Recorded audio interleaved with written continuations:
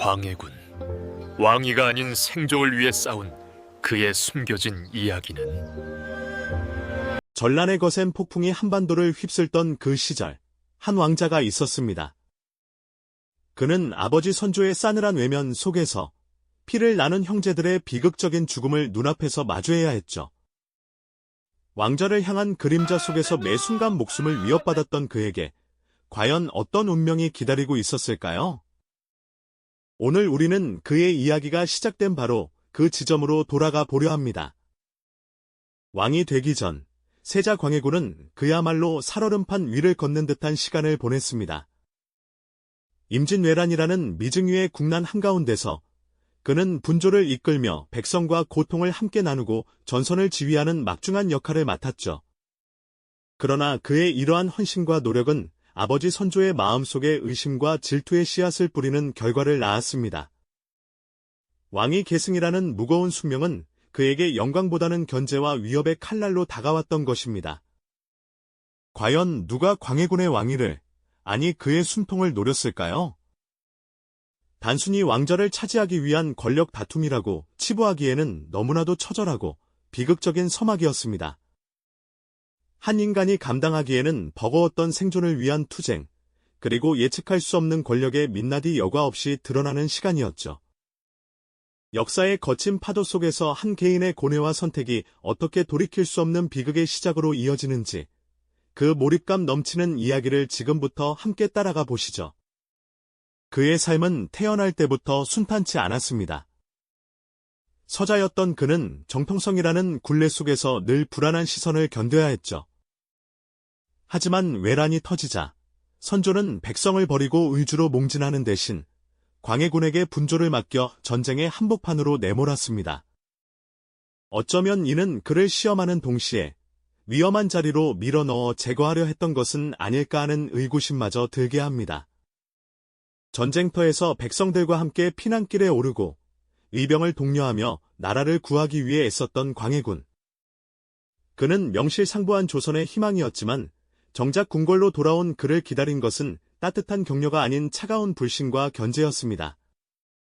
아버지는 아들을 향한 믿음 대신 자신의 자리를 위협할지도 모른다는 불안감에 사로잡혀 있었던 것이죠. 이것은 비단 선조 개인의 문제만은 아니었습니다. 당시 조정은 끊임없이 파벌 싸움에 휘말렸고 광해군을 둘러싼 세력 다툼은 그의 숨통을 조여오는 거대한 압박으로 작용했습니다. 왕의 자리는 언제나 피비린내 나는 욕망의 격전지였지만 광해군에게는 그 무게가 더욱 가혹했습니다. 그는 왕위에 오르기 전부터 수많은 암투와 배신 속에서 살아남아야 했고 그 과정에서 소중한 사람들을 잃는 아픔을 겪어야만 했죠. 누가 그를 궁지로 몰아넣었으며 그의 운명은 어떻게 비극으로 치달았을까요? 오늘 우리는 그 처절했던 시작점을 함께 살펴보며 역사의 미스터리 속으로 깊이 들어가 볼 것입니다. 과연 광해군이 맞닥뜨린 왕자의 그림자는 어떤 모습이었을까요? 그의 이야기가 우리에게 던지는 메시지는 무엇일까요? 네, 맞습니다. 광해군이 맞닥뜨린 왕자의 그림자는 생각보다 훨씬 더 어둡고 처절했습니다. 그가 왕위에 오르기 전부터 그의 삶은 마치 칼날 위를 걷는 듯 위태로웠던 것이죠. 모든 비극의 시작은 1592년 조선 팔도가 불길에 휩싸인 임진왜란이라는 거대한 참화에서부터였습니다. 외적의 침략 앞에 선조 임금은 백성을 뒤로한 채 서둘러 피난길에 오를 수밖에 없었죠.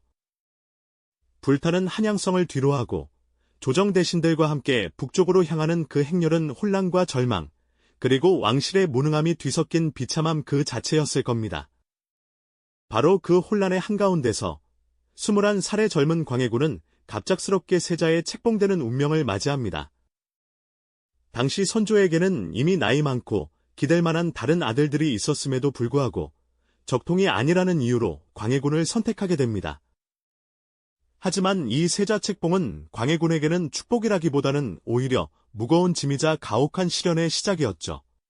아버지 선조는 아들을 향한 따뜻한 격려나 믿음 대신 차가운 불신과 끊임없는 견제의 시선을 거두지 않았으니까요. 어쩌면 선조는 자신의 왕위를 위협할지도 모른다는 막연한 불안감과 함께 아들이 자신보다 더 백성의 지지를 받는 것을 두려워했던 건 아닐까요? 전쟁의 참화 속에서 광해군은 세자로서의 막중한 책임을 다하기 위해 분조를 이끌었습니다. 그는 위태로운 전국 각지를 직접 순회하며 피폐해진 백성들을 위로하고 흩어진 의병들을 다시 모아 독려하며 실질적인 전란 극복에 온 힘을 기울였습니다. 그의 헌신적인 노력과 백성을 향한 진심은 당시 고통받던 수많은 백성들에게 큰 지지와 함께 꺼져가는 희망의 불씨를 다시 지펴주었죠. 하지만 이런 광해군의 눈부신 활약은 정작 멀리서 소식을 전해 듣는 아버지 선조에게는 결코 달갑지 않은 소식이었나 봅니다. 선조의 눈빛에는 아들을 향한 칭찬보다는 싸늘한 시기심이 서려 있었을 겁니다.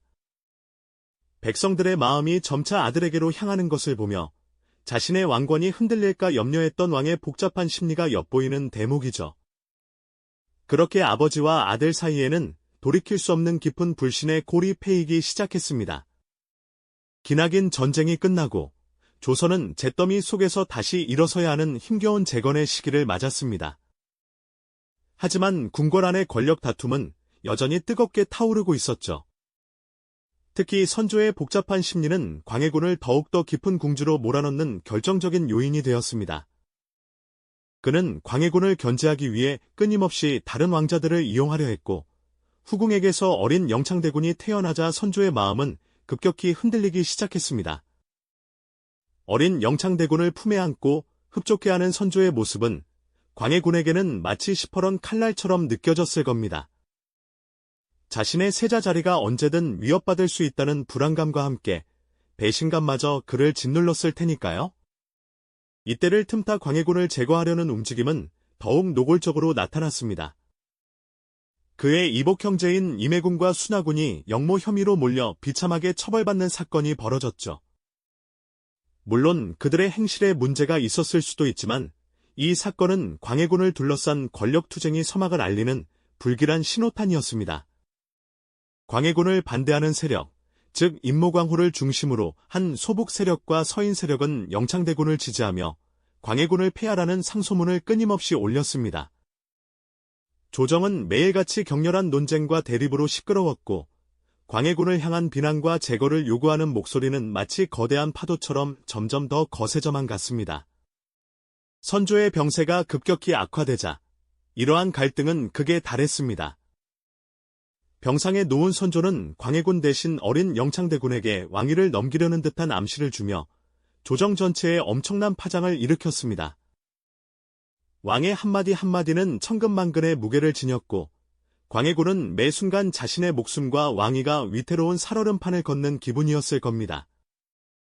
과연 그는 이 거대한 음모와 압박 속에서 어떻게 살아남을 수 있었을까요? 그리고 그의 왕위는 과연 안전할 수 있었을까요?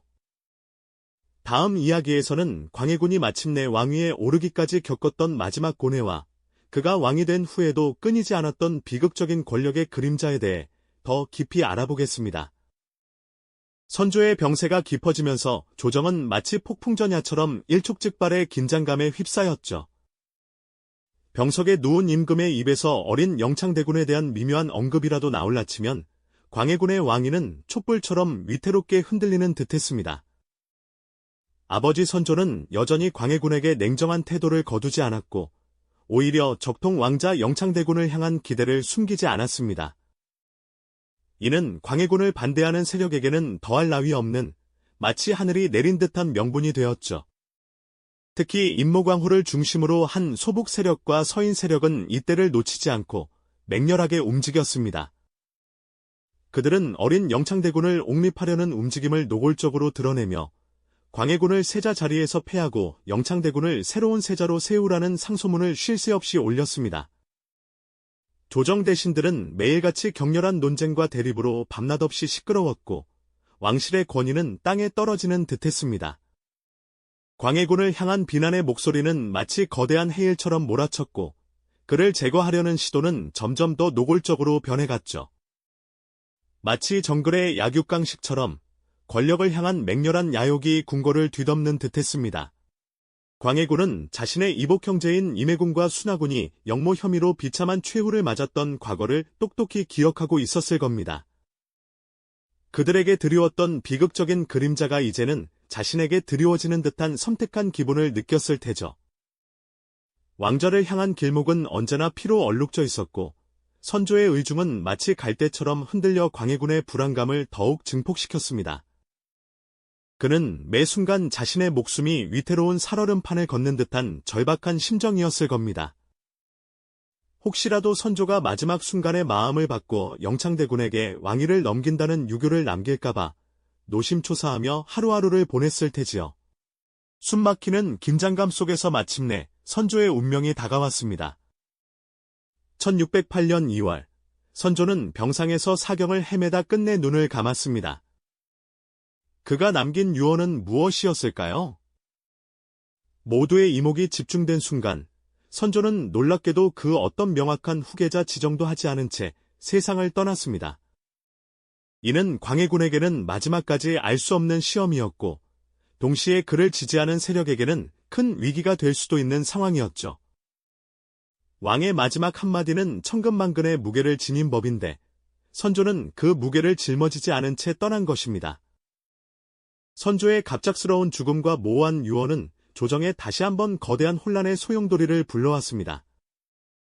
광해군을 반대하는 세력은 이때를 기회 삼아 더욱 거세게 영창대군을 옹립하려 했습니다. 하지만 오랜 시간 세자의 자리를 지키며 분조 활동을 통해 백성과 조정 대신들의 지지를 얻었던 광해군에게는 그를 지지하는 세력 또한 확고했죠. 특히 대북 세력은 광해군을 왕위에 올리기 위해 필사적으로 움직였습니다. 그들은 선조가 공식적으로 세자로 책봉한 광해군이 적법한 후계자임을 강력히 주장하며 영창대군을 내세우는 세력과 팽팽하게 맞섰습니다. 궁궐 안은 마치 폭풍전야처럼 고요하면서도 날카로운 긴장감이 감돌았을 겁니다. 누구의 손을 들어주느냐에 따라 자신의 목숨과 가문의 운명이 결정될 수 있었으니까요. 광해군은 선조의 죽음 앞에서도 왕위 계승을 둘러싼 살벌한 암투를 벌여야 하는 비극적인 상황에 놓였습니다. 그는 과연 이 거대한 권력의 소용돌이 속에서 무사히 왕위에 오를 수 있었을까요? 그리고 어렵게 얻은 왕자는 과연 그에게 평화와 안정을 가져다 줄 수 있었을까요? 아니면 또 다른 비극의 시작을 알리는 서막에 불과했을까요? 선조의 죽음은 그렇게 모두가 숨죽이며 지켜보던 권력 다툼의 서막을 알리는 신호탄이 되고 말았습니다. 임금의 마지막 숨결이 멎는 순간까지도 광해군에게는 왕위를 물려주겠다는 명확한 교지 한 줄 내려지지 않았죠. 그저 침묵과 함께 모든 것을 남겨두고 떠난 선조의 빈자리는 그 어느 때보다 더 격렬한 혼돈을 예고하는 듯 보였습니다. 그러나 오랜 세월 세자의 자리를 지키며 백성들의 신뢰를 얻었던 광해군에게는 그를 지지하는 든든한 대북 세력이 있었고 결국 그는 어렵사리 왕좌에 오를 수 있었습니다. 하지만 그토록 염원했던 왕좌에 올랐다고 해서 모든 고난이 끝난 것은 아니었죠. 오히려 새로운, 더 잔혹한 비극의 서막이 이제 막 열린 것뿐이었습니다. 왕위에 오른 광해군을 기다리고 있던 것은 평화가 아니었습니다.